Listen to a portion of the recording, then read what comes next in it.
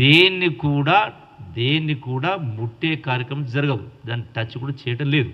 ఎందుకంటే ఏదైతే లేఅవుట్ చేస్తే దానికి లంగ్ స్పేస్‌కి ఏదైతే ఉంటుందో వీటిని వాటికే వాడుతా ఉన్నాం మళ్ళీ.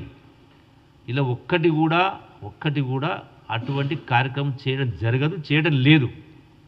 ఇది ఏదో ఊహించుకుంటా ఉన్నారు. ఒకవేళ అట్లా ఊహించుకుంటే మళ్ళీ ఇన్ని దశాబ్దాల నుంచి హైదరాబాద్‌లో ఉన్నటువంటి ట్యాంక్స్, చెరువులు కానీ రకరకాల అన్యాక్రాంతం జరిగి అడ్డగోలుగా పరిగణించి కాసులు కక్కుర్తాయి, ఎన్ని కబ్జాలైనాయి, ఎన్ని డ్యామేజ్ అయినాయి, వాటన్నిటిని రెస్టోర్ చేస్తుంది ప్రభుత్వం. సరే హైడ్రా కావచ్చు, ఇంకోటి కావచ్చు. అంటే వాటిని పునరుద్ధరించే కార్యక్రమం చేస్తున్నప్పుడు ప్రభుత్వం దీనిలో ఉన్నటువంటి చెరువును, ఒకటో రెండు చెరువు ఉంటే దాన్ని కబ్జా చేస్తారా? అంటే మీనింగ్లెస్ ఆర్గ్యుమెంట్.